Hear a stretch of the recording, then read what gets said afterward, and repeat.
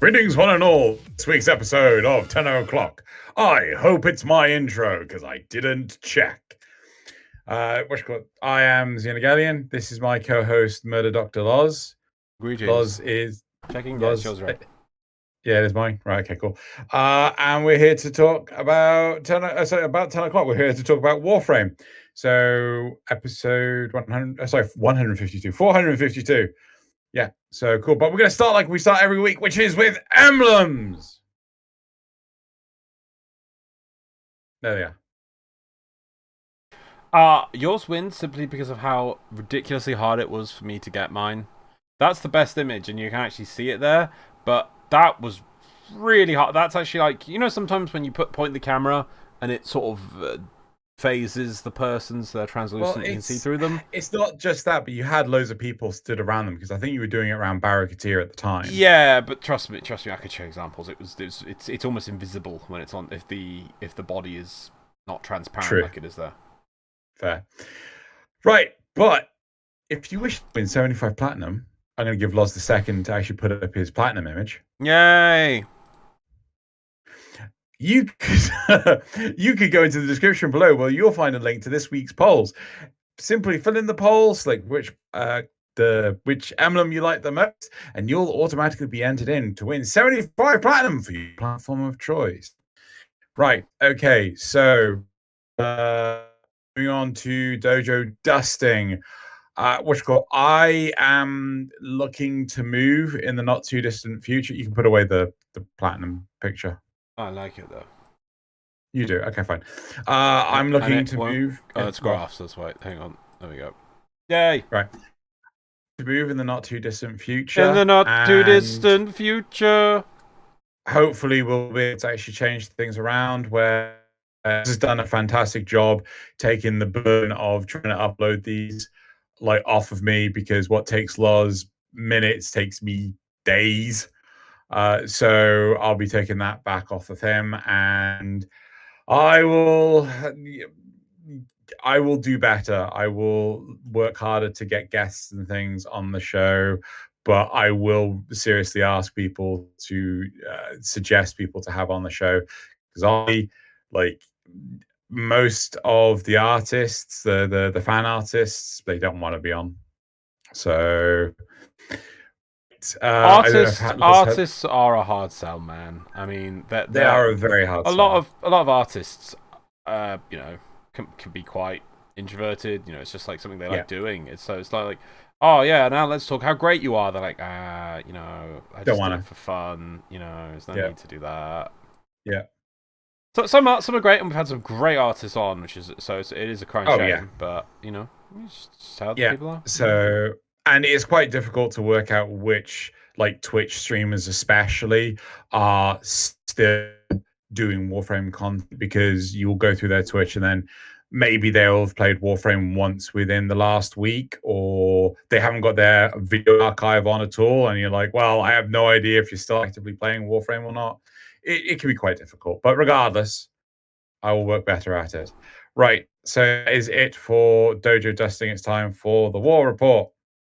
No, hang on. It's not, because I just edited this meme. There we go. I've been saving that, and so I was like, you know, I'm just going to do this quick paint edit right now to make this work, and there we go. You too can feel that money.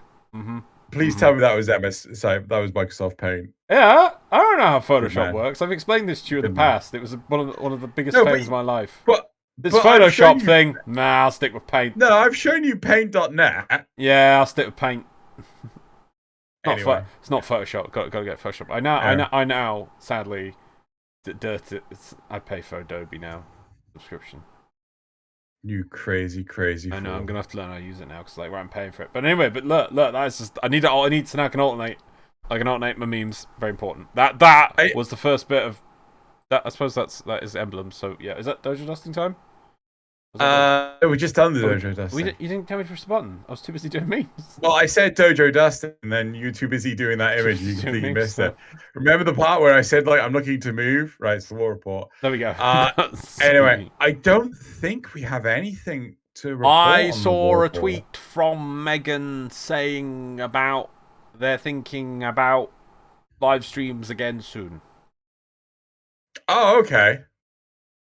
You might want to check if I'm right with your Okay, Twitter, with your Twitter deck power and glory. my Your Twitter spider deck wizardry. of Twitter Deck. power. Stuff from Pablo Mm. about is it what I don't know what. Okay, so that's people's vision apparently, and Wukong. There's Marcus, more Pablo, Sheldon. You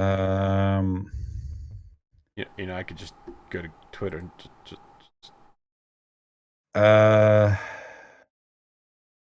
been been a bit quiet, preparing for updates / streams resuming in August.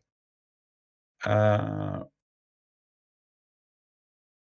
so there's a forum post. yeah, more info next week on the return to streams. Okay, I didn't see that. On the tweet you read out. Nope, don't know what you're talking about. Being a bit quiet, preparing for updated streams in August. Nope. More info next week on the return to streams. Oh, actually, here's a point. Expect to see Tenno Gen Round 22 Part 1 quality of life improvements and fixes on August 17th. Yeah, following the update August 17th, we are diving headfirst into streaming. With three streams planned, we'll have more information about the upcoming streams and respective dates next week. Fair enough. There you go. Not quite sure who D.E. Ronnie is, but okay. All right, there you go, War Report stuff. Getting it live. Right, so getting it pre-recorded. Right, that's it for the War Report. It's time for the topics. Yeah, hopefully the game will resume content soon. Anyway, I should start playing this game. So the first topic is, I wish I knew what the fuck was going on with story / lore-wise, and the fan concept for the week, Space Pirates. So, yeah. Smells like some good quality topics there. Right, so moving on to the first topic. I'm MR5, and I've been having a blast playing, gameplay-wise. Hold on, let me zoom in a bit more. My bad eyes are bad. I'm MR5, and I've been having a blast gameplay-wise, and by now I'm getting modding, relics, stats, etc. I had heard that those things are overwhelming in the beginning, so I was preparing for it.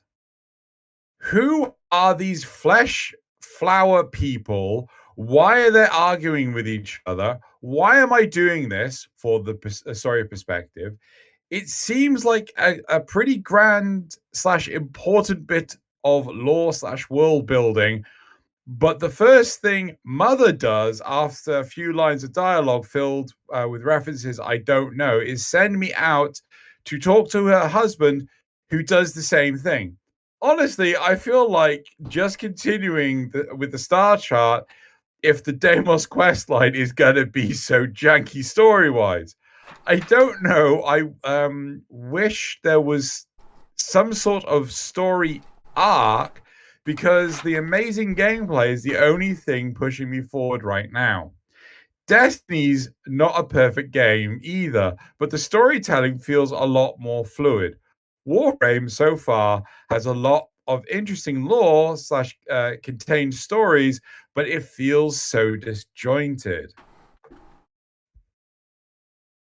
A large part of me feels like this is fighting words. They're not wrong. At the same time, they're not wrong. That's, the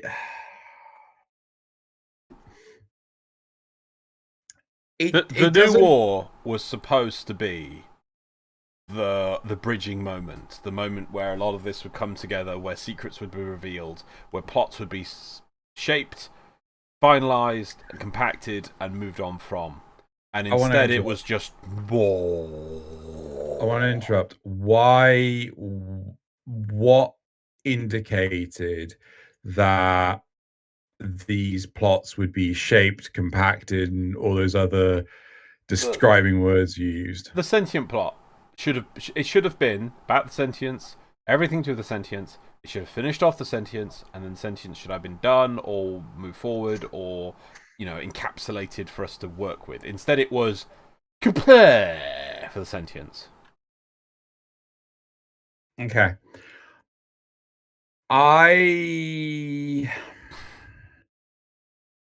That's the sentience, but that's not like the Entrati. That's not the whole heart of Deimos thing. Yeah. Yeah.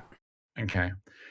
I'm wondering if the reason why these narratives have become so episodic is because they're basically out of order. Yeah, this is something you came up with this idea, and I have agreed with this many times. We both believe now, after Xeno put forward the concept, that Deimos, so where I am now, should have come after the New War, and that it was obviously they were hiding because they were worried about the sentient threat removed. That they now feel free, and then it leads into the void. Something's happening with the void as well. Something's coming out of the void, or something doing stuff with the void, and that's where you get the lore from that's in this Deimos stuff, and then obviously links very nicely into the Zariman. Or is the Zariman first? I can't remember. I don't think you've said since Yeah. Sorry, say that last bit again. Where's Zariman fit in this? It'd have to be after the New War. After the New War, but before Deimos? I think that's irrelevant now. I think so. Basically, I think originally the plots were written with an overarching meta plot, right? Things like it's Stalker being the main protagonist, antagonist, character, pivotal piece, whatever you want to MacGuffin of the sacrifice.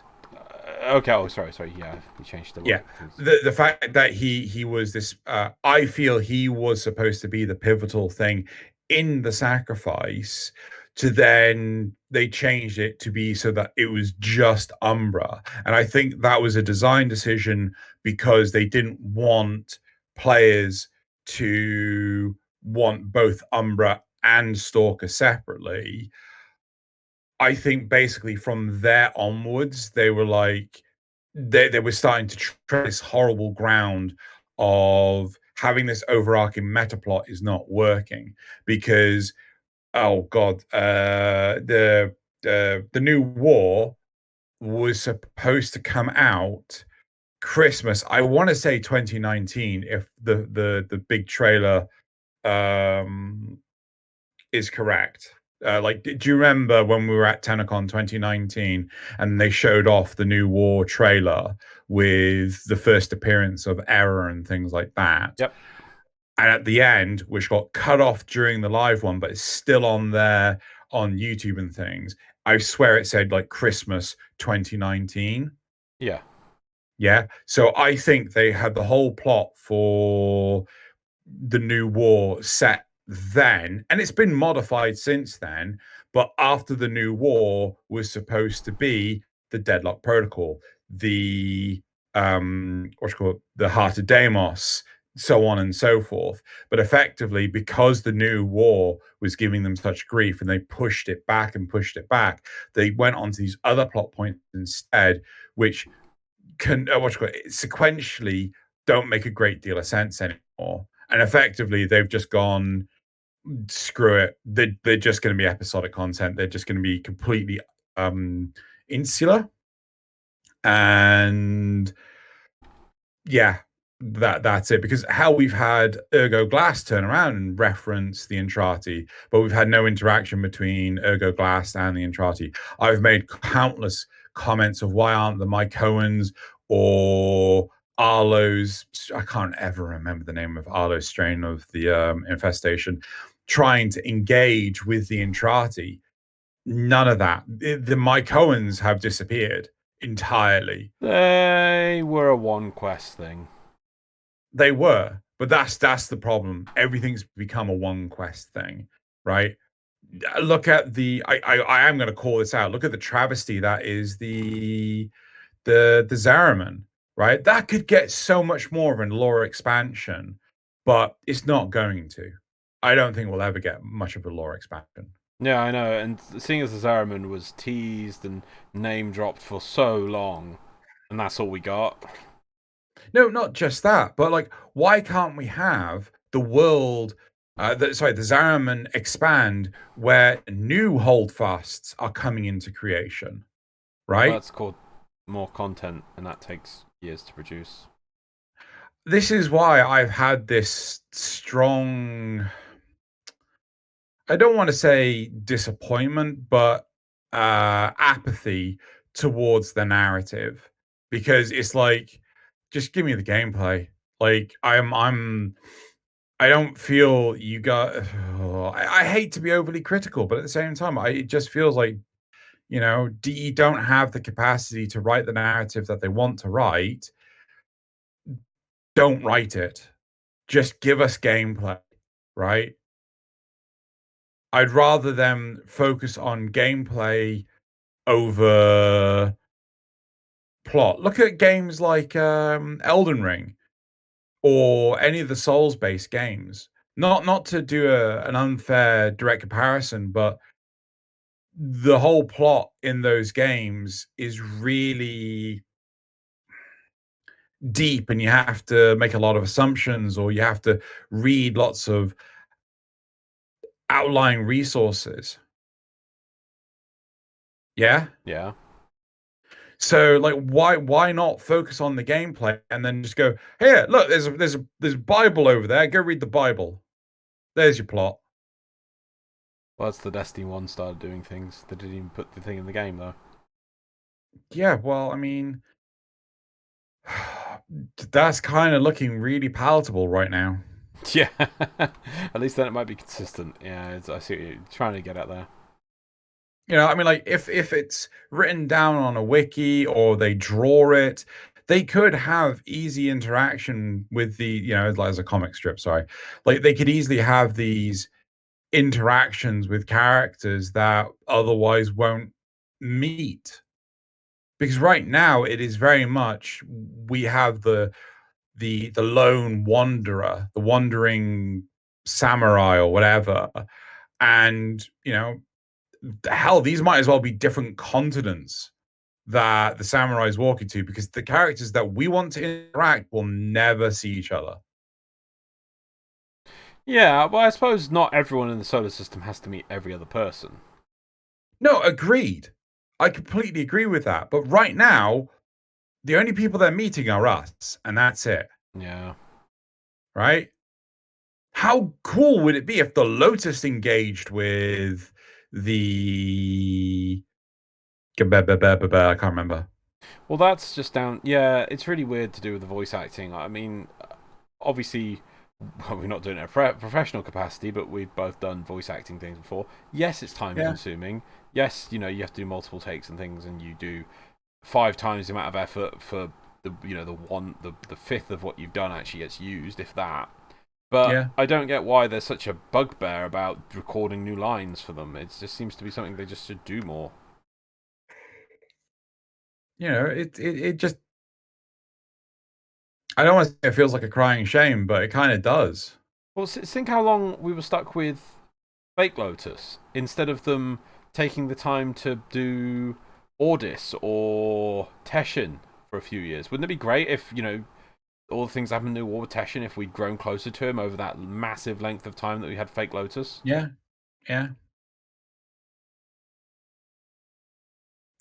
But, and then, like, when he disappeared, like, or, when he quote unquote died, we would have felt so much more for it. Yeah. Some cool, maybe some cool. It wouldn't have to be much. Just literally just do lines. Just have some operations where he says that the fact that there was no build-up operations, and don't say Scarlet Spear that towards New War was just ridiculous. It's like, right, you're finishing this quest, it's coming out, right? How about giving us a cool little? It just needed basic missions with counters for the community doing them. and then like just audio lines in the missions. Just let's hit just record Yeah. lines, and Teshin could then you could have these cool things where Teshin says about how great it's I've seen you grow so much, Tenno. Now the trial we've been waiting for is coming soon. The we can see the sentients are on the horizon and coming, but I've seen you grow and I'm so impressed with you. And then he dies. You're like, oh my god, he died. It's just, it feels so much more instead of just, oh, Teshin, no, not Teshin, not PvP vendor. Oh Yeah. no. What will I do? I am beside myself. Yeah. This is a tragedy. It just feels like what does this serve? What purpose does this serve? Yeah, I remember years ago.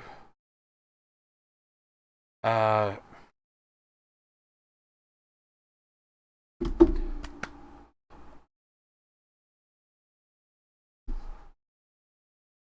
You've stopped. You've broken. Sorry, my brain just had a complete fail there. Yeah, I remember years ago, Sheldon made a joke in a dev stream saying about how the audio lines coming in with the person talking was how they did all the lore in Warframe. It was something like, yeah, that's how we deliver our lore. I think in meaning that they had quests on the way and they were going to do different things. Yeah.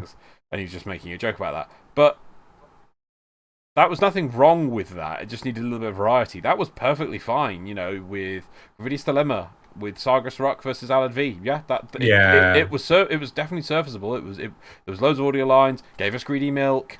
So in some ways, less was more. So Yeah.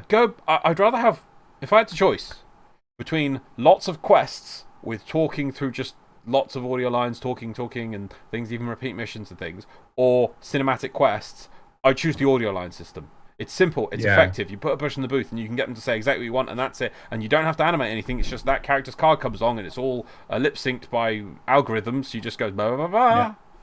Just plug two things in, and you could get so much more done than yes, but it's so great seeing the Drifter and the Tenno sitting at a desk eating food. So important. So I think it's fine. Important. I think growth. I do think it's fine for the odd thing, like oh god, what's the name of the cinematic quest? I got no issue with, right? Having the Drifter and the operator. They are good, yeah. But it's supposed to be a cinematic quest. It's supposed to be this. But I think the thing that really fumbled them is Plains of Eidolon, when you could get face to face with a citizen and talk with them, when you could talk to Konzu and Konzu would talk back. That was the biggest problem, I think, because all of a sudden we now have characters that are coming out of flesh flowers and gesturing a hell of a lot more, and it takes a lot more for those characters to do that, as opposed to a tiny little transmission window of a head just talking at you. I wouldn't say much for like the Ostrons, but I guess a bit more. But yeah, these definitely. So, and again, they started outsourcing the dialogue and things, right? Why can't they look at getting more people from in the studio to voice less important characters, right? And I get the whole point of like the diversity of the setting and stuff, but the only character I can think of outside of like the Tenno group that makes an appearance between worlds and is still allied with the Tenno, sorry, is Little Duck. She's the only one I can think of that will talk to you, not in Orb Valis at any other point. Does that make sense? Not on if you feel point. Yeah, she does the moon disruption missions. She does all the disruption missions that aren't Jupiter. Yeah. Is there more than the moon? Yeah. Okay. Yeah, and then she's in several quests. Yeah. And then and yeah. but everyone else is just like, why can't we see a Void Angel on another planet? Why can't we see a Void Angel in a Void Tower mission? Well, they did some. They used to do some really cool, funky things with some of the missions. Do you remember the? I was only reminded it by reading the comments. The operation where we would go. Oh, I can't remember which way it was. We started on Orokin Tower, and then we were charging from the Orokin Tower back to where the Grenadier had punched through, or the Corpus, and going through a warp gate, destroying what had the void key, and overloading their system that was keeping the portal to the tower open. What became the Void Sabotage missions? Yeah. I don't remember it being an event, but I will take your word for it. Yeah, I'm gonna have to find what it I mean, is. most of those game modes did become events, or vice versa. Most of the events became game modes. Yeah. But you know what I mean? Yeah. Yeah. So yeah, I could easily believe it. So what about those? But that it just felt so much more larger scale. Starting in one place, going through a portal to another place, doing a thing and returning, defending the towers. Sometimes it's Corpus, sometimes it's Grenadier. They could have done infested charging through, Yeah. Bloody amazing. Why? What are you looking for? You seem to be looking for something. I want the name of the operation. Category event.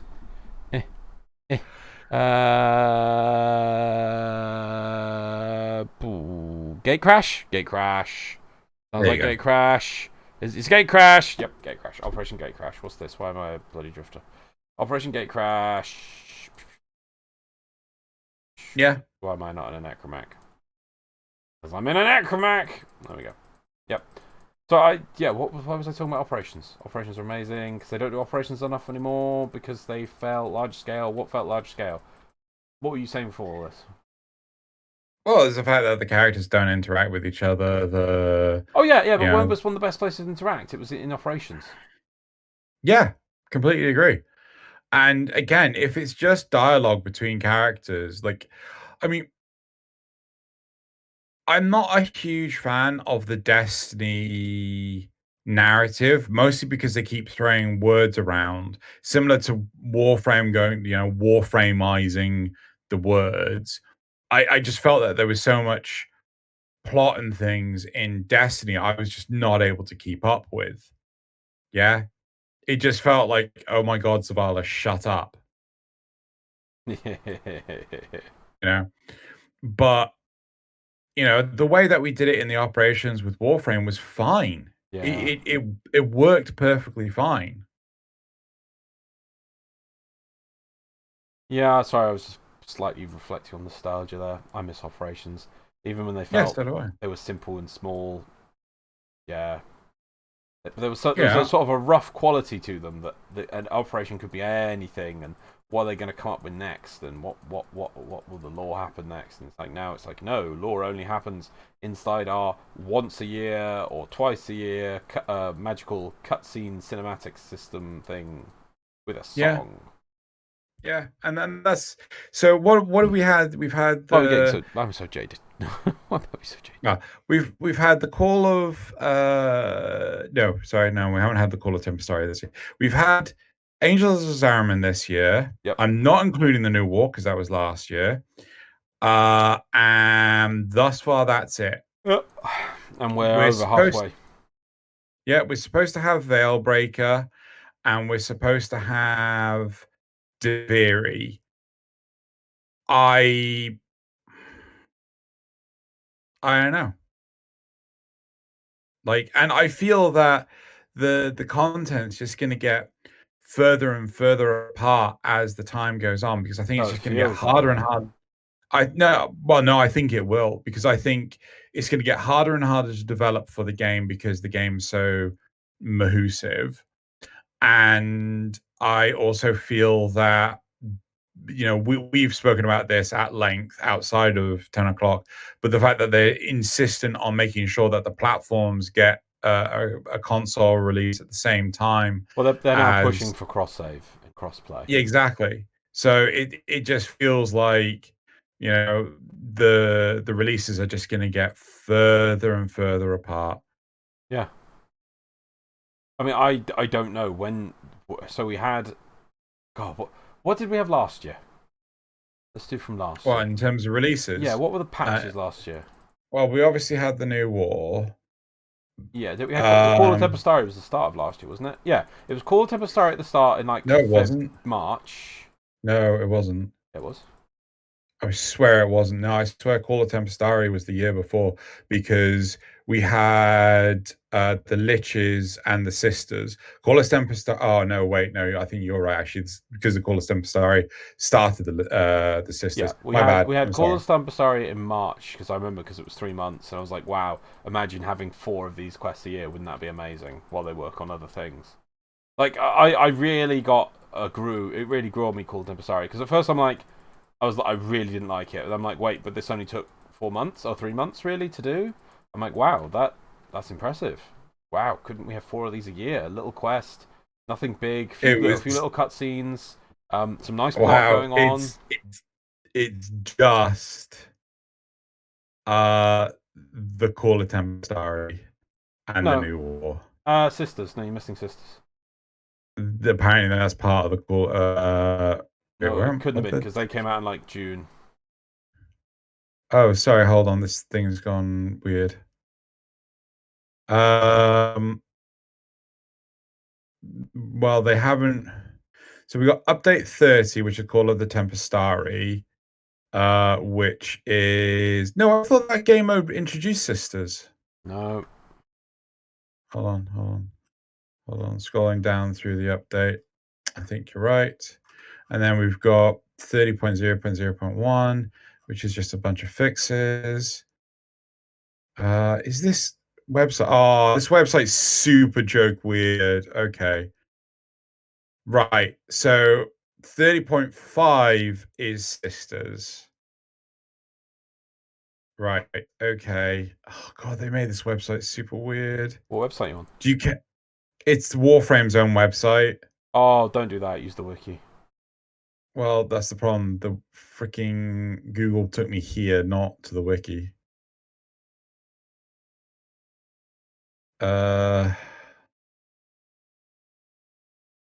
Wiki.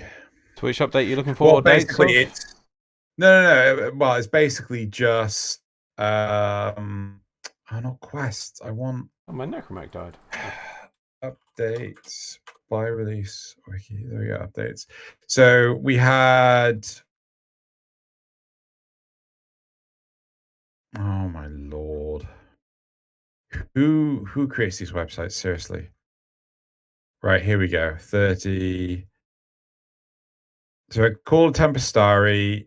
That's this. The wiki's just as bad. Right.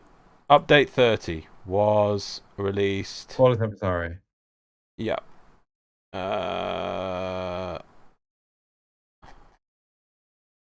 Okay, it was released on April 13th. Right, that was 30. Right. Then 31. It was New War. It was New War. Okay, wow. Okay, so then if I go to April 30. Wow, so yeah, so the Sisters weren't even a major update. Okay, where did they come out then? Was it the 0.5 patch? 30.5. Which came out on July 6th. Sisters of Parvos. Gara Prime was May. Tenno, Prime Vault. Yeah, that was it. Just Call Tempestari, Sisters, and New War. Nabarus, yeah, doesn't count. Prime Resurgence doesn't count. Yeah. So we got Call Tempestari, which apparently had Sisters, were probably meant to come with that. To be honest, yeah, I can expect that. But obviously get pushed back, and then New War, and then this year we've had Angels of Zariman. That's it. And then we still it's August now. We don't know when we're getting Veilbreaker. I imagine that'll probably be September. Yeah, we're getting less and less every year. So I don't know if it's becoming too hard for them to work on it, But I or just don't get it. They used to be able to, like, a couple of weeks make a game mode and a cool little operation with some well, voice acting, and that was all that we I needed, have and it felt amazing and huge. And now it's like, oh no, we now take 5 months to make a short 5 minute bloody quest. I have a question for you. How would you feel about a actually no, let me explain myself first. Mm. So I've recently started watching a lot more of Skill Up stuff, right? Um huh? Fiend. Yeah, I didn't like his review of one of the Destiny expansions because it was 50 minutes explaining the difference between Coke and Pepsi and then 10 minutes explaining what he thought about the expansion.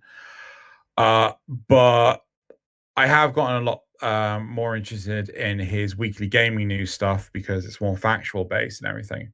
But I did watch one of his reviews and he was talking about the oh no, I'm talking about entirely the wrong person. I'm talking about that guy that does the StarCraft 2 releases. Sorry, do you remember the StarCraft 2 challenges? Yeah. Yeah, sorry, I'll find the channel. I'll put a link into the description. He basically turns around and says that RTSs, like most games, need the ability for the community to add content, right? Because that's what keeps the game alive. You look at Warcraft 3, look at StarCraft 2, the ability for people to make custom maps and things drives the community to keep playing the game for God knows how many years, right? With me? Yeah. Cool. So my suggestion is, how would you feel about a Tenno Gen-esque system which allows players to create custom operations which are a one and done situation, right? So this whole system, this Tenno Gen system, would have to be vetted by DE, right? Maybe there's some restriction on there that say, oh yeah, it can't be you can't have a 10-hour survival, right? Yeah. You know, it's sensible things to make sure that people can't set crazy stuff. And it allows players to like maybe put tiles together so that they can make interesting operations and stuff. Maybe there's and then maybe do you like, yeah, we like this, we're gonna add this to the game, right? Yep. And maybe that person gets like a special um set decoration which is contributed to whatever. I don't give a crap. But the whole point is it's player generated content. Can I just randomly? Sorry, I just had a random cool idea. Cool, go for it. You see that? You know this? I don't even know what this thing is. Do you know what this thing is? Yeah. No, What is it? I don't know. But wouldn't I it be said no. cool if, like, over weeks, slowly from the walls, angels were coming out the walls and slowly reaching for whatever this is? That'd be cool. That would be badass. That'd be pretty damn cool. Yeah. But what do you think about my idea of the whole Yep. I thought it was a brilliant idea, and I thought another great thing to add on to that. No, don't want to wait for players. No, God. Oh, is it door open? Good. One thing I was always going to add on to that is one of the things the game needs at the moment is ways to dump resources. We have far too many. They were trying to do this with the what was that thing they came up with for Umbra? Echoes of Umbra? That was the one. Yeah. They're trying to come up with a consumable to start burning through those things. How about you can create missions, but then you can spend your, I don't know, let's play in 1,000,000 nanosports on a mission. You can then add in a certain tile, add in a certain enemy, you know. So the basic missions anyone can use, but it's very limited. No, not limited, but you know, it's a bit restricted. But then you can expend resources, just your basic resources, to do extra things. Maybe maybe the size of your mission. You can spend in 1,000,000 nanospores to double the amount of tiles you're allowed to use. Yeah. Also, why not have it that you can put in like dojo decorations and stuff like that? What do you mean? Right? In the missions? So, yes. So imagine it that you're building it like you're building a dojo, right? Because we already have tiles that are really thematic based on the different factions, not just the decorations. So what if you could actually put the tiles you want in order, or you could just say this is a random tile, this is a random tile, this is a random tile. Yeah, you see, when But I was going to think that like random tiles don't cost you anything, but if you want to pick a tile, exactly, then you have to pay more. yeah, and your door's missing. Yeah, It's a good thing you could just walk through that. but that's a power I've always had. but the idea is that you could put like different Grenier themed options from the dojo into these tiles, right? So you could make like, oh, this has got some weird pipe organ thing, and you've seen the crazy decorations that people have come up with in the dojo. Yeah. Yeah. So what if you could start doing that sort of thing in the missions as well, right? Yes, you'd have to be able to complete it. I think the pathfinding might have to like, oh, maybe you can't put anything along the pathfinding, right? Hard to say. But, yeah, but it'd be interesting to know if that's even a possibility that you could combine those two things, like regular missions with the ability to put objects in. I would love that. And I know there's people who make like missions where you have to. Oh god, people could do mad things. We have to fight your way up a Gundam or something, giant mech or something. But I would even just use that to get the. This is what I would use it for. Really boring things. Getting the existing tiles and putting more cargo boxes over here. Putting more non-interactable cargo boxes, so just the same tile, but it just looks different for once. And you put some cargo boxes here, and then you put a terminal over here, and then you put a broken bit of scenery here. That's a corpus bit of broken tech. Oh, that's not that. It's the same tiles, just a little bit flavorful, a little bit different. So then I assume you put on your resources, and you complete it as a package, and then you've got your mission run. Spend your resources, but then it has a cost based on how good it is that people may have to expend to be able to run that mission again and again and again. It's like sort of then it comes like Mario Maker sort of thing. But because I'm all about we need to eat up resources, man. It's just pointless. They're just so pointless. I'd also say that the player has to be able to complete the level in order to upload it to Tenno Gen. Yes. So if they decide to, and oh god, I don't know if there's anything like, again, I'd love to hear from the comments of people that do like dojo decorating and stuff like this. Is it possible to hide pathways and things with like invisible blocks? Because there's one big thing in Mario Maker where people would make doors that go straight to the exit. Oh yeah, so the actual level isn't completable, but they can bypass it because they know the secret block. But you have to do a secret block. But if you try and do the level out as it looks like, you just like, I don't get this. This is impossible. And yes, it is. But if you went to this block here and you held that down for 3 seconds, then do a reverse double jump, you clip through this wall, hit a block, and you get teleported to the exit. Yeah, I think as long as that's not doable, then as long as they can just add in a report feature as well, just so that players can report that sort of thing. Well, and also I think if they adopt it, they could hire or maybe use internal people. Like, this is the narrative. Sorry, can we pause for 2 seconds? I was monitoring my. There we go. No, it's fine. We go. Right. So I personally think that if people submit these Tenno Gen missions, right, then DE could turn around and go, we like this, we're going to adopt this, and we're going to add storylines to it, right? And we're talking no more than the caption boxes that we already have. Oh yeah. Right. And they could put a veto on it, like you can't have X in there. You can't have the Lotus. You can't have Teshin. You can't have. Do you know what I mean? What, to force them to use different characters?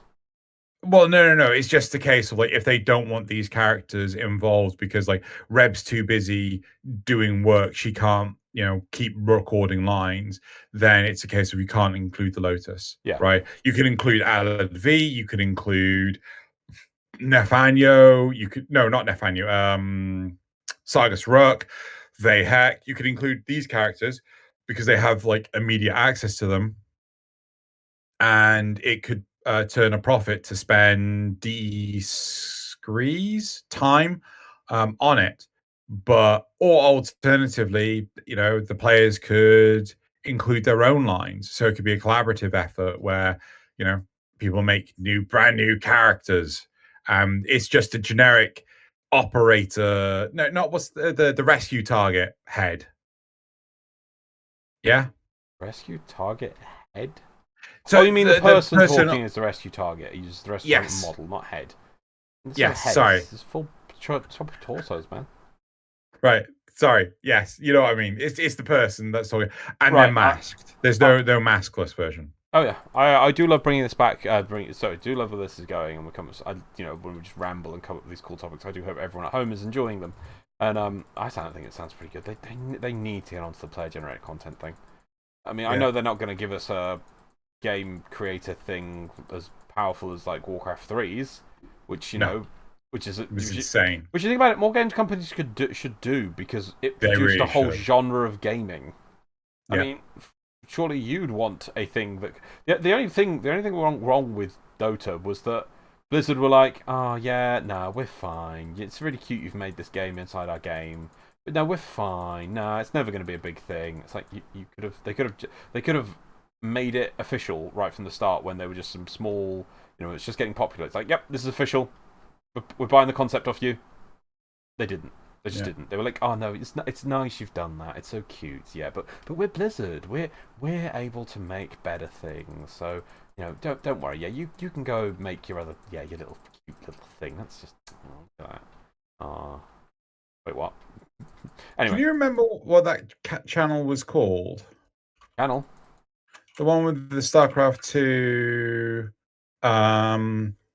but only just Marines. Type in StarCraft 2 Wings of Liberty with only Marines, or something with only Zerglings. Something only Zerglings. Probably pop up with just that. Oh, okay, so it's Giant Grant Games, and YouTube had unsubscribed me from them. The fee. Bloody YouTube. There you go. Yeah, so it's Giant, but I'll put a link in the description. Right, so but it's Giant Grant Games. But going back to the original topic, which is a person saying their mastery rank 5, they have no idea what's going on because they're talking to Flesh Flower people. By the way, Deimos really should have been at the end of the star chart. No, it should have just been accessible after the New War. Well, okay, no, that's because you think it should go after New War. I think at the very least, no, it should stay around Mars. Right? No. I know you feel that like in the story it should have come after New War, but it didn't. It came before. Oh yeah. So you mean after the sacrifice then? What?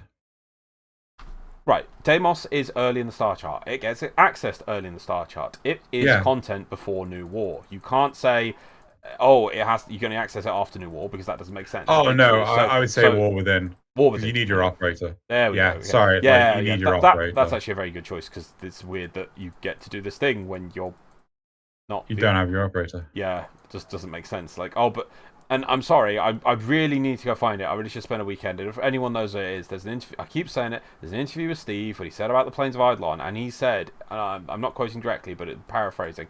Oh, well, I didn't want people to see this cool thing we were advertising and then them to start playing and not gain access to it really quickly. But as this player just said, it's like, wait, why? So again, Deimos, it's just access too early. It really shouldn't have been. I think War Within, you made a really good choice there. That's exactly where it should have been. And instead, it's just like this thing you get earlier, and you're like, wait, why are there flower people? Who are these? Who are the flower people? Why flower people? I don't think there's a prerequisite. I don't think you just access to Deimos. That's it. Yeah, you just. Yeah. I think you just. Yeah, when you get to. No, I think we looked it up. It's the Earth Mars junction. Yeah, that's it. Yeah, which is nothing. Yeah, which is nothing. Yeah. So, that's part of the problem is the fact that, or maybe it's again, I don't know, maybe again it's part of the references because like maybe if during the Heart of Deimos, what's his name, Ordis turns around, is like the Entrati. This is who Pavos Granum referenced, right? Bit on the nose, but yeah. Huh? Bit on the nose, but alright. No, but he does though, doesn't he? Is he? He references that. Yeah, he does. Right at the end of the Deadlock Protocol, he sends you a video message, right? And he references the Intrati by name because the next update was Heart of Deimos. Ah. Because he was looking to have the Tenno, someone else, and the Intrati be like an alliance that would fight the Sentients when the Sentients invasion Which came. quest you saying? Oh, Deadlock Protocol.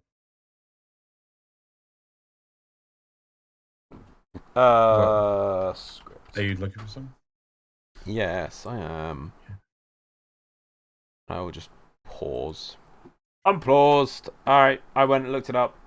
Sadly, Xeno was wrong. There was a mention in Intrati, but it's in the earlier in the mission when you're getting messages from hacking the spy vaults, when it's bits of Parvus Granum talking in the past, as in like back in the Orokin era, and he says about like stealing, well, really revealing the secrets of the Intrati family.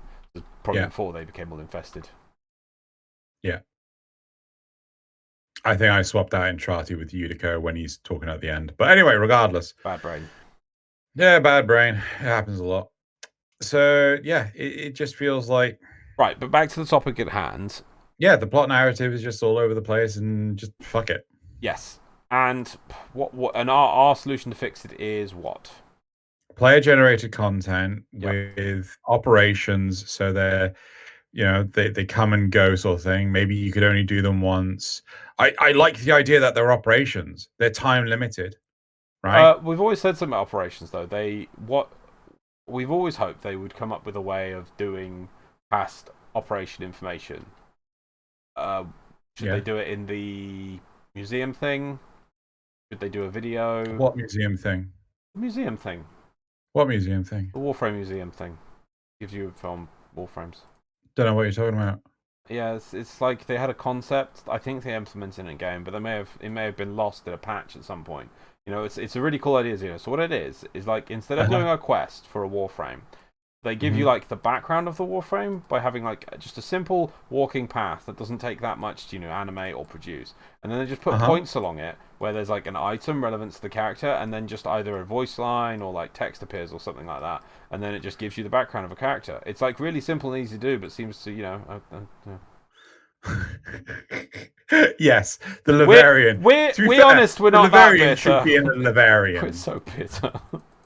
Laverian, we are. There should be a Laverian on the Laverian. Yeah. The Laverian was a thing which introduced game concepts to people. For some reason, they stopped doing them. But yeah, so like, make these Tenno-gen things events, so that they don't have to continue to maintain them if, let's say March 2023, the first Tenno-gen, operation. They could have them every other month.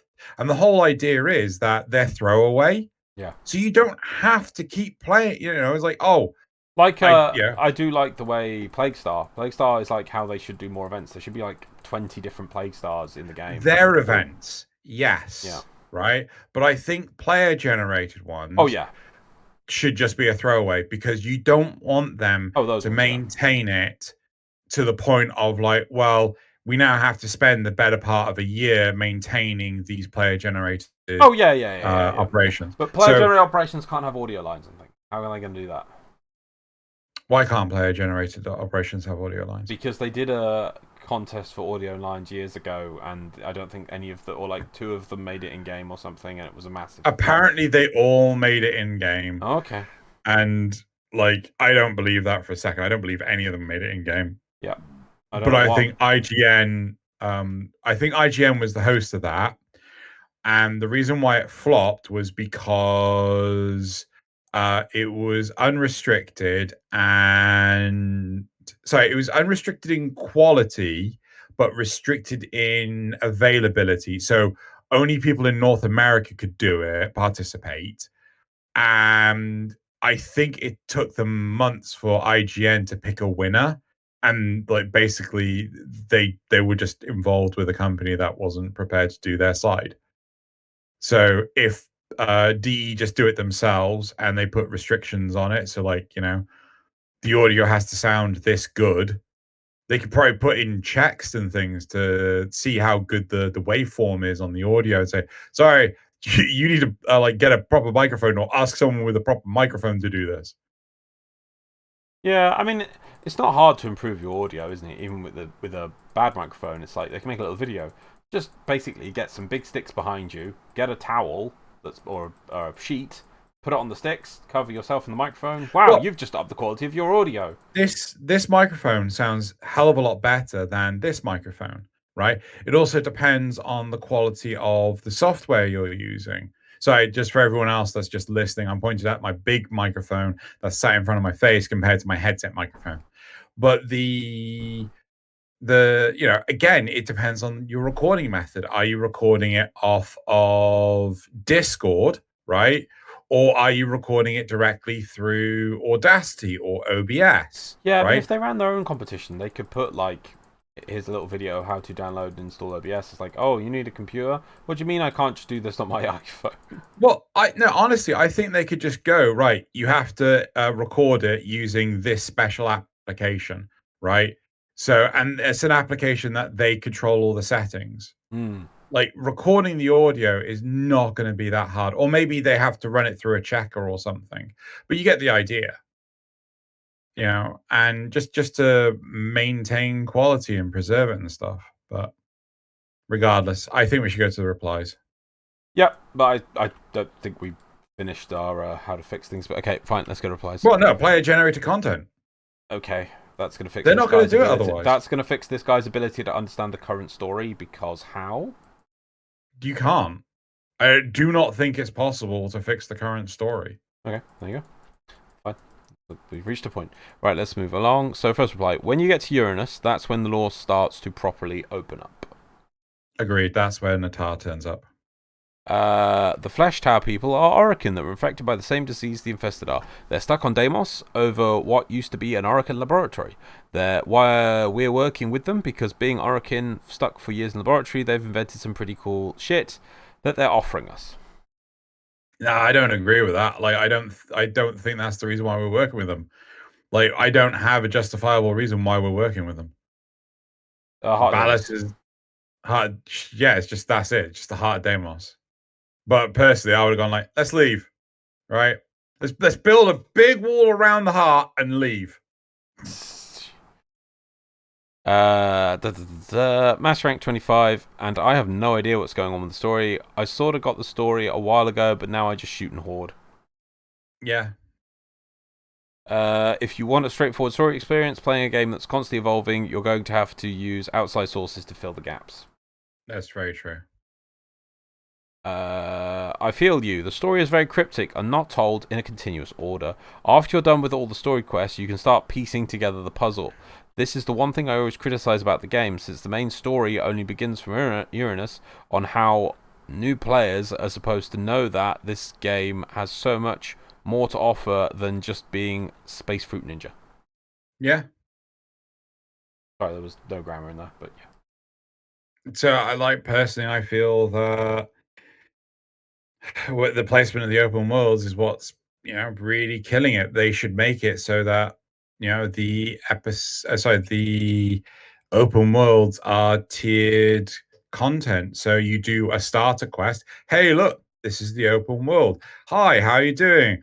I'm Bob. I like ham, right? Hi, Bob. And then once you've gotten to a certain part of the story, like you can go do another thing, right? It would be nice if the Heart of Deimos, wasn't the first quest of Deimos and was actually a returning quest. You came back to Deimos. Maybe that's the fix. You came back to Deimos after doing. Oh, imagine we came up to Deimos and it grew bigger. Yeah. And had Velma Boss's actual baddies on it. But I'm just trying to think, like, what, maybe the sacrifice, maybe the war within, like I originally said, you come back to Deimos, and then you do the Heart of Deimos.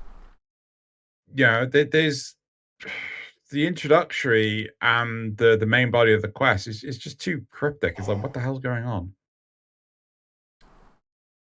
That's it. That's it for the replies? Okay, cool. Should we move on to the second topic? Cool. Right. So, topic number 2. Yeah.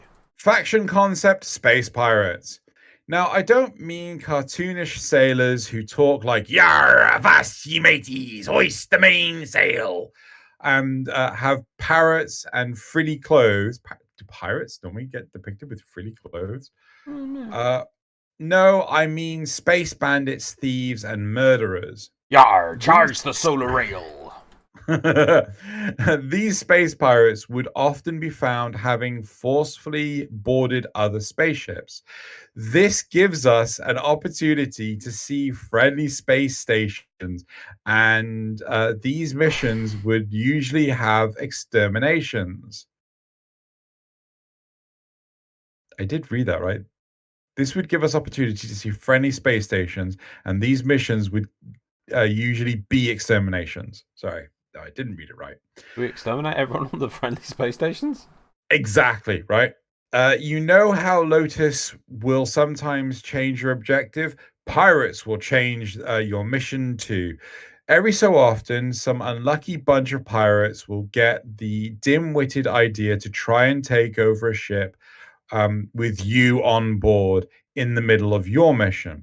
Your objective would usually stay the same when this happens, but it would certainly spice things up to have pirates shoot up the place in a hectic three-way fight. These pirates would use mostly light armor, sometimes heavy, and would possibly have a few more melee units than your typical enemy group. Now, who's applying a stereotype? They would come with their own new weapons too, some of which you could buy in the store or craft. I'm still not sure what exact types of weapons they should use, but they definitely need to have their own weapons, though others could obviously be stolen. Right, I already have an answer to this. Go for it. No, I want to give you the opportunity because I don't. I'm going to destroy everything that's in your brain soup right now, and you're going to go, yes, I want that. So I'm going to give you the opportunity, going raw from what we've just read, before I blow your mind. But I don't get it. Do they try and take over the ship and be like, Yahar, Tenno, let's take over this ship? Or they're like, Yahar, Tenno, let's take over the ship while we shoot you? I think it's the latter. They're trying to steal stuff from the. I think.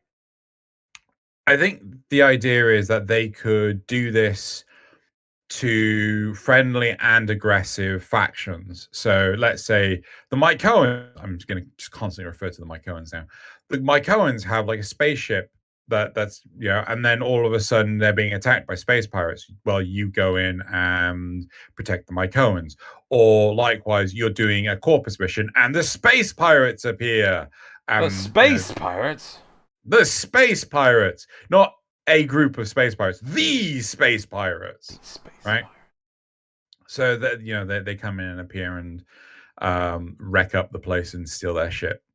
So I think that's the idea of how this would be implemented. Are you ready to have your mind blown? Go for it, man. Right. Change the space pirates to Nama, who are trying to get more converts. They are there to convert more Corpus or Grineer or maybe a relay, and like just trying to create more Nama. Nama is a random event. Sounds amazing. Yeah.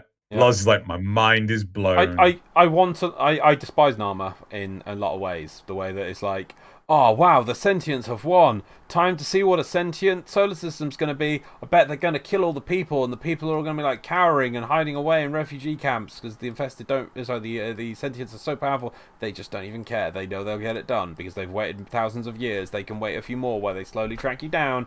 They've won. Oh my god, what's Nama? Yeah. What's an armor? Is Ballas an armor? It says is it not? What's an armor? Yeah. Hello. Yeah. Introduction to Nama. No. Oh, everyone's saying Nama now. Am I an armor?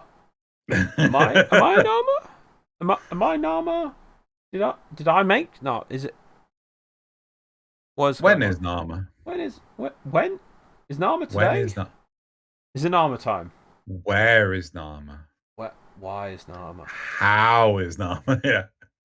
So yeah, no, I get where you're coming from, but I feel that that would be a huge plus to this. So I get the appreciation for adding in another faction, but my argument is, do we really need another faction, especially when we have one that is horrifically underutilized, right? Mm. Horrifically underutilized. Well, Nama. Yes. Horrifically Yeah. underutilized, but also like pushed to the forefront of the plot. So unlike them, you could say that's like, well, Infested are still heavily underutilized. We don't know how much Infested, what's going to happen in Infested. Are they taking over? Are they not taking over? What happens? Are they, anything? Are they evolving, not Well, evolving? There's a few inklings that some things slowly happen with them and new strains can appear and things. It's like the Grey strain, the Mutalist strain, the I like to some reason devour small children and use them as props strain, and then but and then like we have had those narratives where we have the Entrati, the Mycoans, and Arlo, right? So even though I agree with you, I would like to see more for the Infested. I'm at least happy with that. Right? Nama's had nothing. Right? Even though I want to see the new war where it's literally just the sentients going around murdering everyone, and basically everyone's hiding in air vents and things, while the only ones that can actually get through a sentient invasion are the Tenno. Again, Nama's got less because the sentients have Second Dream, New War, yeah, yeah. Natar, right? Yeah. Yep, I'm totally with you. It'd be cool. So because So Nama basically are space pirates at this point, seeing as all they existed is yeah, two bounties. yeah. I mean, could you just imagine, like, you actually have two Grineer ships that are tethered together, which, come on, let's face it, that's going to be super easy to do. All you have to do Barely even an is, inconvenience. it's barely an inconvenience. You have to just Do you not make do you not one. remember that reference? I showed you that reference. It's gonna be super easy. Barely an inconvenience. No, I can't remember. Man, gotta show you pitch shows again. I don't remember a lot of things. What was it? There's a YouTube channel called Pitch Meetings where like they do like a movie and then it's like the Oh, guy yes, pitching the movie, yes. and a lot of times it's like, wow, it's gonna be really tricky for our heroes to overcome this. Great evil. Actually, it's gonna be super easy. Barely an inconvenience. Yeah, So that happens was all the time. Yeah. So, and crap, what was I saying before that threw me? Nama, space pirates. Oh yeah, so they just need to build one tile that is basically a bridge, and you go outside it and you can see two grittier, fuck, what's the name of that, galleons side by side, one of them with Nama crap all out on the outside, and one of them that doesn't, right?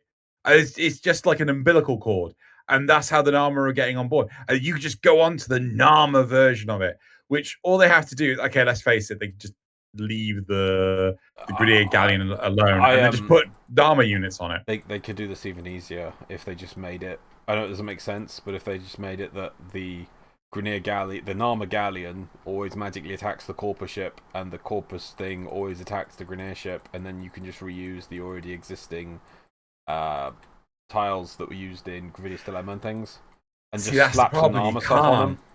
You can't, because well, technically I suppose you can, but all the new Corpus stuff. Oh yeah, you have to rebuild one tile. You have to build the connecting tile, I guess. Yeah, but then you just reuse. No, but I think the entire Corpus part of the environment is the old Corpus tile set. Yeah, what's wrong with that? Okay.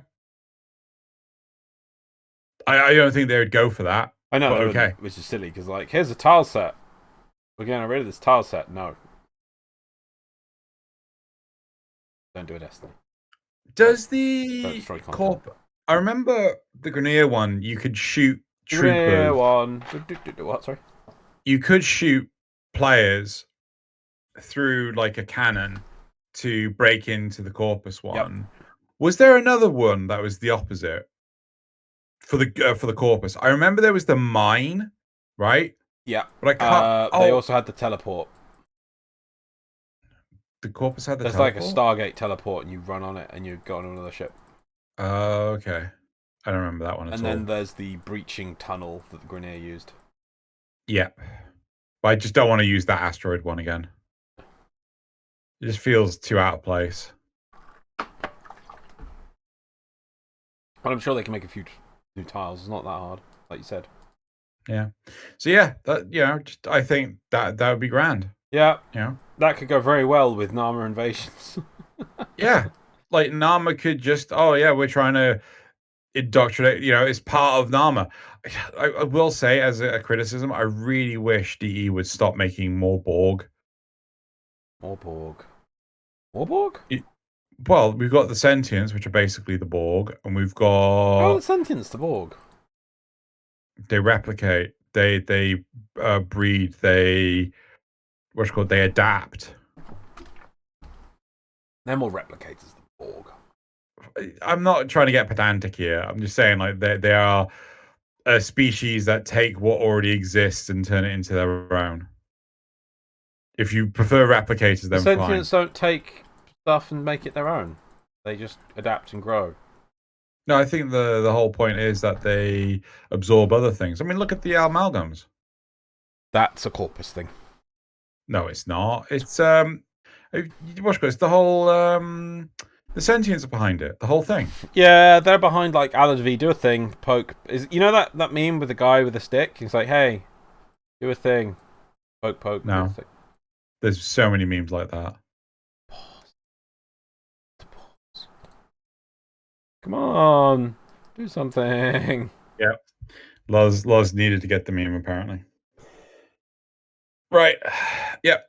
So the whole point is Nama just Come on, do something. Oh yeah, also the corrupted as well. Yeah, I give you that. Yep. We need more. No, we don't. We don't need more at all. Nope. Right. Yeah, so I think Nama doing it would be cool. I think Nama invading the right, but so towers. You say you don't want more Borg thing, and you showed the Borg anime, but they wanted some space pirates, which are not Borg thing.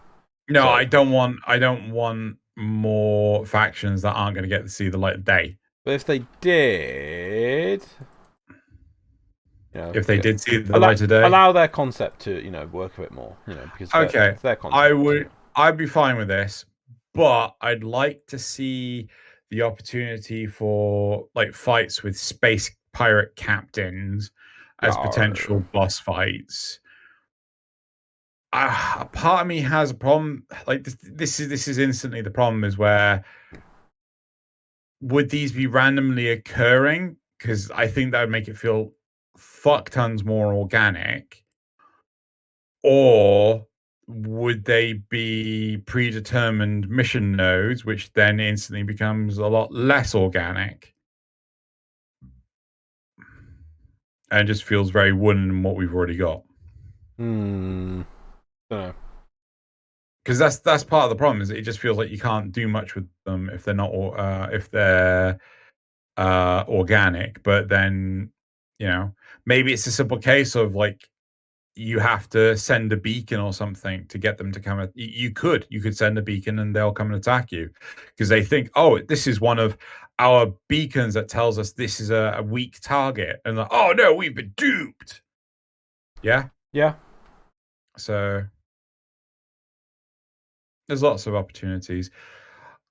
I'm down, but I kind of also want to see a lot of variety in the space pirates. So maybe some Grineer, maybe some Corpus, maybe some yeah, that would be cool. Yeah, Solarians, some I'm trying Cephalon. There's a Cephalon involved. I don't know. But I'd like to see a big mix of it. But then instantly I've said that and I'm like, we just got another mixed faction. Yep, no next faction, easy to produce, just copy paste, and then they can give them armbands for once or About different shoes. Hats. Or hats. They already did hats. They did face hats. More hats. More hats. Mustaches. Mustaches exist in the game. Yes, hats and mustaches. They all get bowler hats and handlebar mustaches. There you go. Right, should we go on to the replies? I think so. Wow, got through this one quick. Right, replies. Let me undo this and go off to Lloyd. Space pirates versus space ninjas. Now all we need is dodgeball. And yes, I'm completely plus 100 for that idea. Another faction in this game that is just a bunch of ruffians shooting stuff without a semblance of order. Awesome, make it happen. Space ninjas need their space pirates. Also, why not go the cartoonish route? It would still be awesome as hell. No.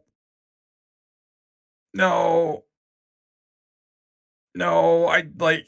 Could you just imagine? It'd feel really tone deaf if you're fighting these characters. Like, here's a point. I really don't like how cartoonish the dialogue with Kayla Dethane during Dog Days is, because it just feels extremely tone deaf, right? Yeah, but it's given forgiven because it's for 2 weeks of the year and it's clearly a non-canonical thing, so it gets a... Yes. But a whole faction based on it, no. Yeah, This isn't Fortnite. Yes, definitely, most definitely. I prefer not going down the cartoonish route as it would ruin the game's atmosphere. The game has a pretty awesome, creepy, cold atmosphere right now, and I like that a lot. Space pirates, I think I'd be fine with. Obviously not if they had eye patches and crap. In tech context, that they're just renegades stealing from oppressive Grenier and the monopolies of the corpus. Yeah, I'm fine with that. Yeah. Another faction I actually would like is the Proxy Rebellion. Make them pirates. I know it was just a cheap way of them doing a basic event, but I still want more Proxy Rebellion. Yeah. You know, it'd be really cool. It's like, no, we're like the Sentients, but not Sentients. We're just normal robots. And we're gonna... Yep. We want to be free of... Led by Ambulus. Maybe. Ambulus with more guns. Led by Sergeant with more legs. Whoa. That's a human component there. Yes. But now with more legs. Anyway. What I'm thinking here is people with makeshift military equipment and a lot more of reckless abandon. They would have pieced together spacesuits and scrapped weaponry. Hell, maybe they could even be the last remnant of the real human race of the solar system, kind of giving them a rebellion resistance vibe. Though, truth be told, anything from here on would be me trying to push more role-playing into the game. I'm not gonna lie, this reply has kind of ruined it for me because it's made me think Star Wars. Yeah. It's like, I get the makeshift equipment and things. Piece together spacesuits. I'm not quite sure why you need that. Like, we're not fighting them in Arkwing. The real human race of the souls. No, that doesn't make sense. In order for civilization to thrive, you need a civilization. You can't just have, this dude over here, he's a real human. Deimos scene. Good for you. Yeah.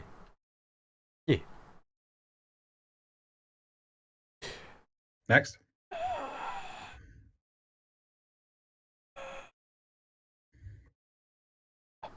I do agree that some pirates raiders would be quite cool, would also add a different set of weapons that look like they're made out of scraps and put together. While we have the Gorgon and the Kraken as Grenier weapons, and the reverse-engineered Sentinels from Corpus, wrong, I'm sure we could get some cool stuff from them too. Sentients are not reverse-engineered from Corpus, or do we have a Corpus reverse-engineered Sentinel? I don't think we do. Or is that the Oculist? Might be the Oculist. Don't know. Let no. me just get to the thingy. What? Hello? Boop. Eat the thing. Right. Would be really cool to go into a mission, run around for a bit, and then notice one of the red doors is being welded on from the other side. Then it falls off and out comes the pirate horde. Or in the middle of a fight, there is a large explosion. A door comes flying, and the pirates storm the ship. In the middle of a mission, there is an alarm for the ship. Warning! Collision alert! Shortly after, the ground shakes massively and everyone is knocked down. The frickin' space pirates rammed the ship, and somewhere there is a new map section where you can see the ship that has been crashed into the one you're on, preferably with some windows close by that lets you look out into space showing the pirate ship. Don't ask Warframe to put things on windows that make sense. What? The corpus tiles that say you can see like ships outside. Yeah. But they're just random tiles. So sometimes you can get a tile showing it's just outside. A skybox. Yeah, it's a skybox, but it doesn't. The game has no thinking about using those tiles correctly to make a ship. Oh yeah. Yeah. As in, you'd be like, look, I can look out this window. There's nothing more of the ship along the left, and you go down the corridor, you turn left, and then go massively long. It's like I should be able to see this outside through that window. Yeah. So yeah, don't. I think they've done a lot better job with the new corpus tile set. They've done a huge better job with it, but still, I totally get where you're coming from. This is why I wanted the umbilical cord one. So you got the two ships that are tethered together, and then you've just got the one tile, and it's so easy to do the skybox for that. Yeah. Next is. No, it was. Oh, that's it. Shoutouts. No, that's it. Yeah. So I kind of I do like this idea, but I just feel that one, don't make it cartoonish, because even though I made the joke of pirate hats and mustaches, I'd never want to see that in the game. But I feel that you're better off utilizing Nama. It'd be great if Nama could just, they attack the neural sentries of an Orokin tower, and you've got to wipe out both sides of the corrupted and the Nama. And then you could just see them stand side by side at the same. It's the same for all of them. And again, I like the idea of them attacking, say, a relay. We had that one opportunity to do a firefight with Sargus Ruck on the Strata relay once, and that was it. Yes. So, let's that was a waste. Yeah. Yeah, let's just have that more. And it would be good if the pirates were doing that. And you could make it potentially a community event. Yeah. So, it's everyone has this. No one has access to the Strata relay for the next hour. But, there you go. Yeah, that could work. I think you're definitely right. Nama is a much better choice for this. Maybe later the space pirates fit in the game, but Nama fits perfectly. It explains why they're going near you. Like normal space pirates, we're like, oh no, there's a Tenno on the ship. Well, I ain't going near that. That's just walking death, that is. Yeah. Yep. Whereas Nama are fearless and don't have any form of self-preservation going on whatsoever. Forget Ostron, something bled dry over Tenno tithes. Or something. Right, let's move on to the next part of the show. I think we're done with that. So we're going to go into the graphs. Onto the graphs. Onto the graphs. Before we start... Did I push graphs? There we are. You did. Okay, can we just... Right, graph number 1. Graph number uno. Right. Do you think Thumpers and or Xmas are good examples of difficult enemies? 19% neither were good. 19% said only Thumpers were good. 33% said only Xmas units are good, and 33% said both are good. I feel there's some jank maths in there, but regardless. Graphs are always a bit of jank. Yep. So, yep, there's that. The next graph we have is, do you go out of your way to fight level 200 plus enemies? So I sat down with Nazeth and I asked him, what's the highest level you'd expect to see in the star chart? Yeah. Just without sort of casually. Yeah, not only that, but also like in Steel Path and stuff. And he said like level, I think he said like 60, but they have like massive modifiers on them and things like that. So I decided let's go crazy. They said 300 in the original post. I put 200 plus. So Sounds like you could have all done 23%. 150, you know. Yeah. Yeah, but I thought 200 was the clear Nice rounded, distinction yeah. from so 23% said yes and 77% said no. So yeah, we definitely don't do the whole, we don't have really an audience that does the whole endurance run stuff. The next one was, how do you feel about the Rail Sonova Terminus Proxima trial? 5% That said says trail. negative. It's supposed to be trial. Fail. Bad. I do. Or do I file? You file. You file. Anyway, 5% said negative, 43% said positive, and 52% said neutral. I'd be interested to know if anyone said that they like the idea of community trials or what have you. God, could you just imagine community-based trials, on Tenno Gen? Yeah. It'd It'd be never hard to happen. balance, but that's the thing. I think Not they need only to make hard, things that just don't get balanced, you know. not just balance, but it's also the fact that maintainable, right? Yes. Right. So the next one is, how do you feel about the idea of a Trail. trial? Fuck off. A trail where handling the final boss yields how you handle the final boss yields access to different reward tables.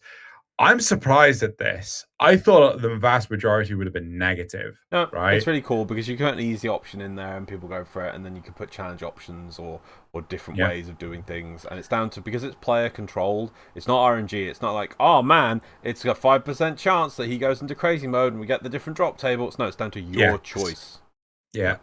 So 10% said negative, 19% said neutral, and 71% said positive. So that's quite cool. And then the joke question is, how would you improve the Sonova Terminus Proxima trail? 5% said should have a prelude where Billy West plays a Zap Brannigan-like character delivering the mission objective. Nice.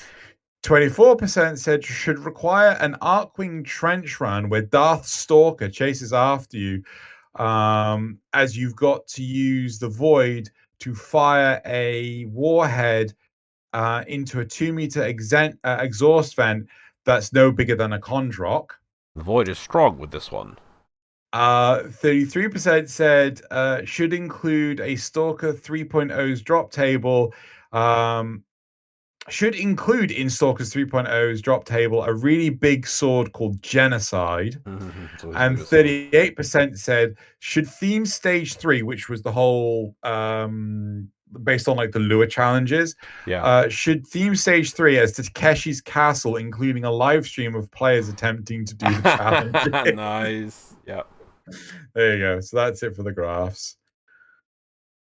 Cool. And now it is time to go to the supporter questions. Right. Let me have a look at them. We got a nice scripted font called Math Script Royal. Before I read out the supporter questions, I just want to thank you all for watching or listening this far to our podcast. Please hit that thumbs up button and leave a comment if there's anything you'd like to say. We read all of them. And Zerugal asks, did you guys record early in the evening this week, or are you up late again? My fault, we're late up again, we're always late. I was at work and just finishing things off, and I was like, I'm going to get out early, and I'm going to force Xeno to do it before Colo. He's going to be like, I'm not MDRLOz. I'm like, yeah, but I am. And then, no. What time did you get home? Because you didn't even get online for Colo. I was walking home doing Colo. Fair. That fight, though. That fight. That was very close. Really good fight. Yeah. Yeah. Glad I didn't just go, oh, I'll just log in and do auto. I was like, no, it's so close. Yeah. Yeah, it was really, really close. Nazza says, have you ever dreamt about being a Warframe? Nope. No. You want to build a Warframe? What's your favorite community concept, assuming you can remember a bunch of them? I know it's probably a thing. I still missed. I can't remember the name of it. Red Skittles is Warframe he made yonks and yonks ago. Oh, Tidus. Tidus?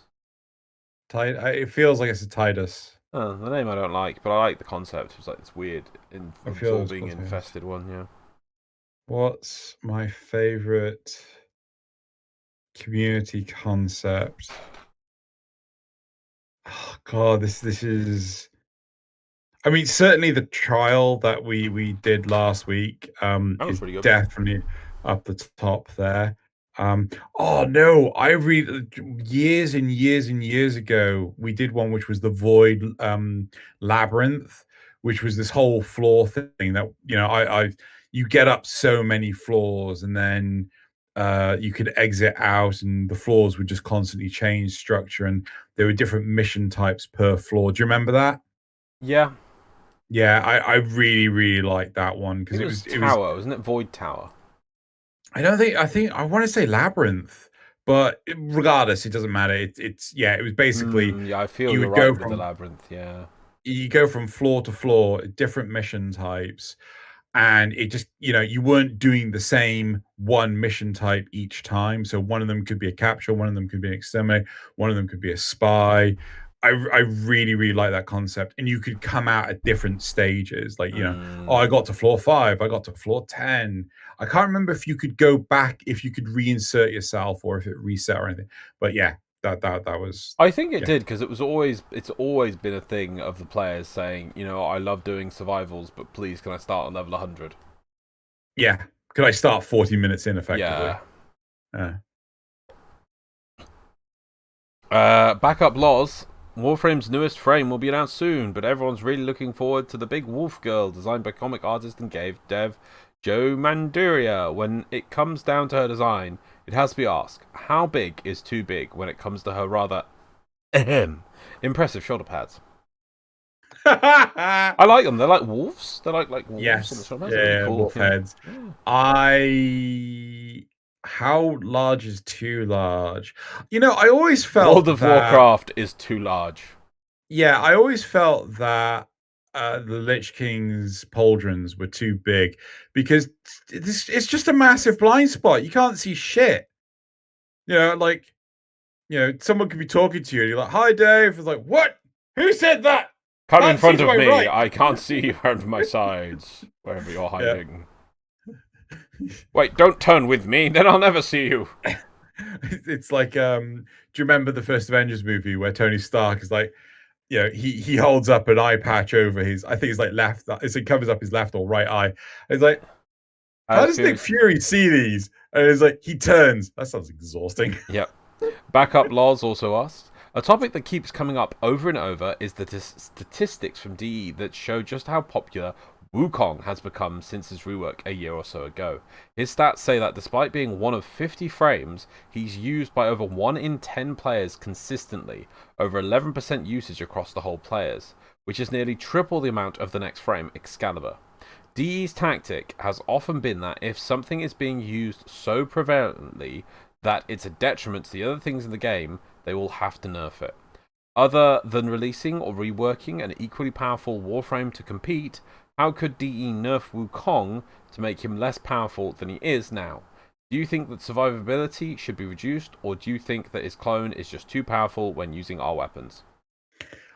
Make it so that self knockdown can affect you if the clone's using an AoE weapon. There you go, problem solved. Clone has ammo. No. Just put the self knockdown in, and then so if the clone's firing at enemies, you just do backflips. Oh, fair enough. Yeah, there you go. Yeah, there you go. Right, that is it from the support questions. Now go on to community responses, which are from last week's episode on YouTube. I am trying to, I don't mean to be mean on these, I read every single comment, I sometimes reply to them, but I do feel sometimes there's some people are putting a lot, and seeing as the support questions are people who've paid, I can't just do multiple for a YouTube one, and I can't do whole comments either, so I try and pick and choose, if that makes sense. So are we asking politely for people to succinctly get to the point? Well, it depends. If people are desperate to get a point across, then you kind of have to maybe say only do one, but then I don't want to reduce them too much, but then it's like there's some people do a lot, and then some people reply things, there's some people do a large bunch of text, some people do breakdown points. I'm just saying that can't do everyone. Yeah. Oh, I've even chopped the name off this one, sadly. What, in my opinion, is a good mechanical difficult enemy are necromechs. They aren't perfect because they have thumper problem and move away too fast, albeit slower than thumpers, but they have a point where you can't solve with AoE and you need positioning to deal with them. I have to find what that one is. I appreciate that. I haven't done a lot of necromechs, but I do find necromechs more interesting than thumpers. But ultimately, if you just get what was the ability you were using earlier Sorry, that you were just shredding them? that was Anarchy Gaming. Sorry. Yeah. So what was the ability that you were using on your necromech? I pressed 4. Yeah, whatever the 4 is on the void rig, you know, it just shreds them and like, well, found Archie strat. Yeah. So Peter Graver, Xeno complains in episode 150 about players lacking skill, and now says you don't need skill to play Warframe. So which is it, guys? Make up your mind. I'd say the base start. No. I'm saying that players don't like players should need skill, right? Players should require skill to play the game. The problem is that because we have the explosive matter. Sorry, let me just confirm that this is. They're saying that. I don't know. There's great the full comment on this one. Okay, so my theory is Peter Graver. Yeah. Is that you're taking what I'm saying about everyone should just play the AoE meta as I'm endorsing it. No, not in the slightest. I'm saying everyone should play the AoE meta so that DE goes, these numbers are too high. Let's nerf it. Right? Can I finish the point? Maybe yeah. Oh, sorry. I thought you said okay. No, you just jumped in and started talking. No. I was asking. Okay, never mind. Just shut up. You keep doing it. Okay. You're right on the money, but still, I think you are anyway. But I'll just finish the point because there's a lot to. Yeah. Xeno complains in episode 150, which I think is a typo. I don't think it was episode 150 because that was a long time ago. If it is, it's impressive. About players lacking skill, and now says you don't need skill to play Warframe. So which is it, guys? Make up your mind. I'd say the base star chart is meant to be normal mode and easy for skilled players. Once you've acquired all mods, arcanes, equipment, and knowledge of how they are used, the game becomes very easy mode. Steel Path is there to pad out the game for people with a higher skill level who want more of a challenge. Lastly, Endurance is for the hardcore players wanting to face the maximum challenge that Warframe has to offer. A side note, I don't consider people who buy everything in a game skilled. Owning everything doesn't make you good at the game. Though I appreciate where you're coming from, God, there was a lot there to unpack. There always is, and that's the point. It's like you use the points at the start, and that's why you wanted to respond to those, and then there's by the end you're like, wait, now he's talking about owning everything and it pays to buy it. I'm ignoring that part. A large part of the problem though is that just because you see, I wouldn't say Steel Path is there for people that want challenge. Steel Path is just there because no one wants to do Steel Path. It's not rewarding, right? You know, people say they want challenge. You could put up questionnaires and polls saying like, do you want challenging content? Yes. Okay, well, here's solve this quadratic equation. Or you could do 2 + 2, right? I'll do 2 + 2 instead. You know, people say they want challenge, they don't. They just want content, right? So if you want to reward challenge, you have to make it the only option. Cool. King of Gaming. I believe it was Steve who said Soulframe will be like a sister game to Warframe, and it is not going to be like Elden Ring. I've got no comment. And now last one just from. Oh yeah, I put that one in because it's like I can't. I want to point out. It's like I have no idea what Soulframe is. So many people saying different things. Is it going to be a Souls game? Is it going to be slow? Is it going to be fast? Is it going to have a founders system? Is it not? Is it free to play? Is it not? I haven't. Is it online? You know, is online with support? I don't even know. I wish they would come out and start clarifying things with some streams or something. But they don't. It's going to be years before we see anything. Right. And lastly, we got the person who had the concept from last week came back, and they put a lovely post and they put some breakdowns and some explanations of the points. But I wanted to read this one out specifically, which is is from Teark. Mhm. Sure. I have since written another trial, The Vault of Orpheus, which has a slew of encounters that players won't see every time and even has a bonus reward for leaving early. Once again, thank you for giving me half an hour of feedback. I have subscribed. So I assume we're going to have to somebody might have to transcribe that for us nicely, and we might have to do that one at some point. Yeah, Cool. sure. Yeah, cool. Can't wait to see that. Vault of Orpheus? Or Orifice. I think so. Yeah. That's cool. Yeah, it's lovely to see the people with the concept. I don't think we were too nasty about it, were we? No, like they've joined the what's called my Discord and things. I've said to them, like, everyone, everyone's entitled to Link in their the description. opinion. Yeah, there is. Everyone's entitled to their own opinion. If you don't have to agree with us, we didn't like the whole low guardian thing, but that's a personal preference thing, right? Yeah. So we came up with our own alternative, but it doesn't mean that We're right either. Yeah. not only that, we don't. So we do respect your concept as Yeah, well. and your vision. Yes. Yeah. All right. That's Even it. though it sounds like I'm shitting on things. No, we don't want. The thing is, I don't want to be. I don't want to be seen that we're going that far. But I like to be constructively critical. Yeah. We like to be critical of bits and pieces. Are you still there? I don't think you're there. His webcam's frozen. Oh, there we go. I'm going to pause. And we have recovered magically in the speed of seconds from that catastrophic fault of some form. Return with beautiful memes. Okay, memes. So these are Warframe memes from the r/Warframe subreddit. There are links in the description below. In the description below in this video description. And also there is the secret meme of the week, which is a video, which you can find below. You should check it out. But let's get right into these memes. Meme number 1 is... I need to make these big. My team, probably a contender for my favorite weapon. My teammates wielding the most advanced and high-tech weapons ever created. Me with a Kuva Chaka. Chaka. Meme number 2, which is it just me or... Oh my god! Yep, certainly same energy there. Definitely so. I love this one. Meme number 3.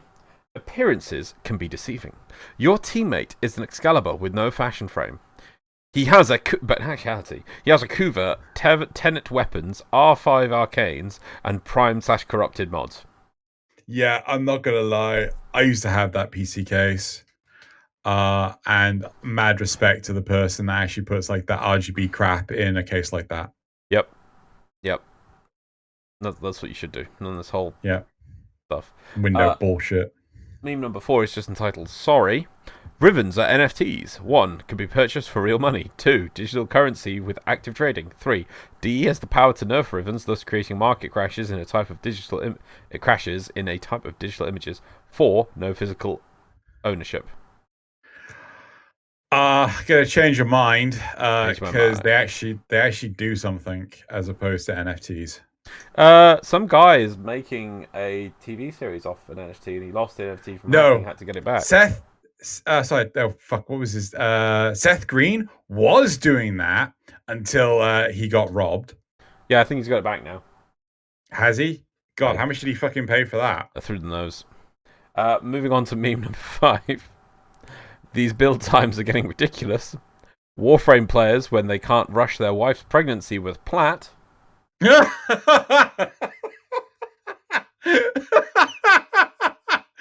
the fuck even? Oh, so stupid. Okay. And the final meme of the week is D.E. Pablo when he decides to rework the starter Warframes. Some of you have been a little out of sorts. Erratic, unreliable, downright sloppy. Not you, Volt. You've been great.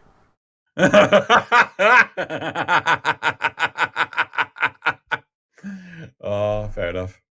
Yep, like those. Those are good. I like that last one.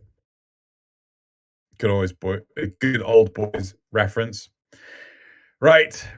Now it's time for the community shoutouts. So the first one is Swaz Dular Offworlder by Christopher Null. I'm always excited for the Dog Days event, so I decided to commemorate it with a Hydroid making a catch of a lifetime. Continue to enjoy the summit, Tenno. Yep. Even though we've had Dog Days. Number Yeah, 2 I is love that, Nick. once again, the concept art for that skin looks better than the actual skin. I know. Nick's by Lossitude. I thought it was Titania for a sec. I thought the wings were folded down, but no, it's a sign down, and that's awesome. It's a sign down, yeah. That is lovely. I mean, to be fair, I had to read the hashtags to work. I thought it was Nick's, but I'm like, oh, is that Nick's? I can't tell. The details throwing me a bit. So the third community shout out is Caliban by Carl Tabora. That's just awesome. I know it's hard to say, like, all this art is awesome, but sometimes in fact, I'm saving that. I'm saving that. You could like and retweet it. Yep. I can do that too, can't I? I can go like Putin's. That is just I don't know. Some art just, it just speaks to me, and it's just like, that is just so cool. Yeah. The fourth community shout out is Grax Ivara by a name I cannot physically pronounce. This one I thought was incredible. Use your Riziki game. Huh? Use your Riziki game. Right. Yeah. So, like, I genuinely thought that this was some weird Photoshop, but the water looks incredible. I don't really care for the pose, but the lighting, the material effects, I just thought this was incredible. Yeah. Yeah. The fifth community shout out is Cora Deluxe by Dana. Oh, fuck. Dina Rahani. Rani. That's Cora Deluxe. And then is that watercolors, or is that just crayoned? Or I can't tell from here. It's awesome. Right, and then the last but not least is Trinity by Vic. Trinity from a Sleepy Stream. Yep. With dual karmas side by side. Dual karmas. It's cool. Cool. Right.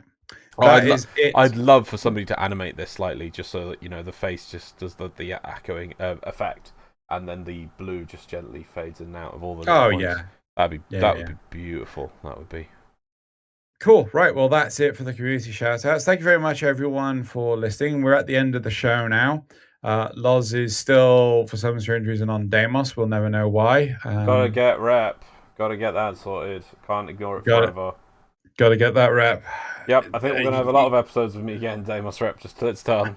Until I take it back, yes. Yeah. Then I'll get Deimos. No. Then you'll play Ember. So, yep.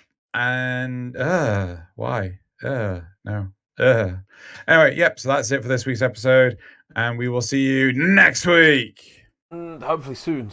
There'll be more Warframe. We'll get more stuff. Hopefully, we'll be less jaded. We promise. We'll try. Anyway, goodbye, everyone. See you next time. Bye.